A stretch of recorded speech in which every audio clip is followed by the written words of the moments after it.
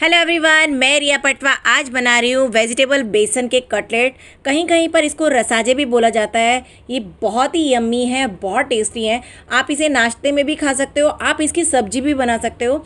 तो आज मैं बता रही हूँ आपको इसके कटलेट यानी कि जो आप नाश्ते में खा सकते हैं। और मैं एक और वीडियो बनाऊंगी जो इसकी सब्जी की होगी, जहाँ पर आप ग्रेवी वाली सब्जी बना सकते हैं इसको। और ये रेसिपी दोनों सेम ही है।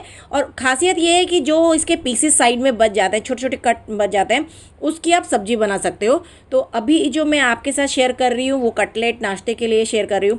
अगर आप डाइट कर रहे हो तो यार आप इसे आराम से खा सकते हो। आपको अगर इसको तलना नहीं है, आप इसे नॉर्मल ऐसे ही कटिंग करके भी खा सकते हो। मैंने इसको दोनों साइड से थोड़ा सा रोस्टेड भी किया है और इसमें बहुत सारी वेजी भी ऐड करी है। आपके पास जो भी सब्जियां हो, आप कोई भी सब्जी इसके अंदर ऐड कर सकते हो। तो चलिए शुरू करते हैं। सबसे पहले मैं यहाँ पे ले रही हूँ एक बड़ी कटोरी बेसन और इसमें डालूंगी मैं 2.5 कटोरी पानी। एक कटोरी बेसन में सेम मेजरमेंट से 2.5 कटोरी पानी।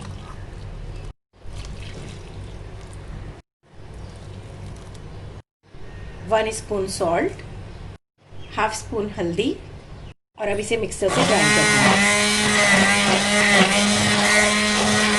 यहाँ मेरे पास कुछ कट वेजिटेबल हैं।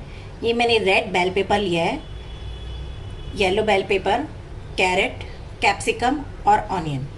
आप कोई भी वेजिटेबल इसमें आपकी इच्छा अनुसार ऐड कर सकते हो। यहाँ पर मेरे पास अभी ये वेजिटेबल अवेलेबल थी तो इसलिए मैं ये सब ऐड कर रही हूँ। सारी वेजिटेबल जो है मैं इसमें ऐड कर दूंगी। यहाँ पर मैं एक कढ़ाई ले रही हूँ और उसमें मैं डाल रही हूँ 1 स्पून जितना ऑयल, हाफ स्पून जीरा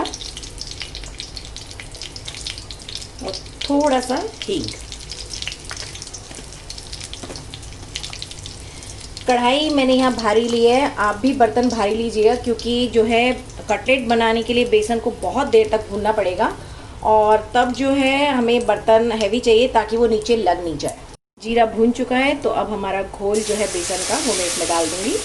आते रहिएगा क्योंकि अगर आप छोड़ देंगे बीच में तो ये साइडों में जैसे दिख रहे हैं साइडों में लग जाएगा, बीच में चिपक जाएगा। तो आपको इसे कंटिन्यू चलाना है और स्लो फ्लेम पे यानी धीमी धीमी आंच पर ही आपको इसको सेकना है, कंटिन्यू चलाना है इसे।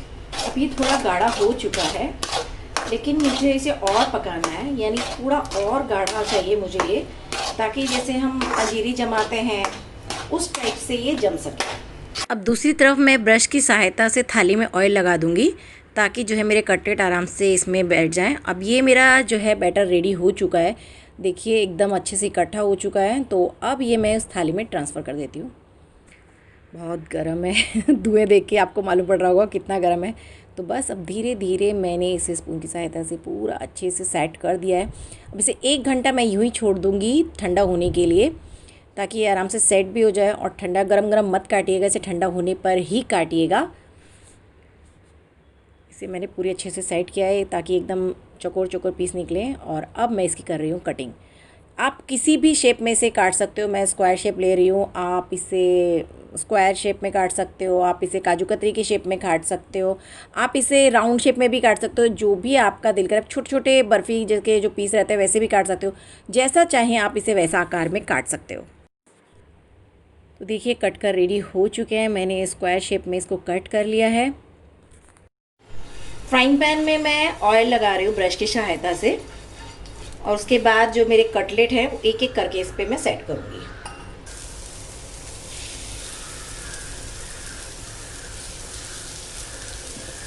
और 1 मिनट के लिए मैं इसे ढक कर रख दूँगी। चेक कर लेती हूँ मैं, एक साइड से मेरे सिक चुके हैं तो अब मैं बहुत धीरे धीरे से इन्हें पलट दूँगी। ये देखिए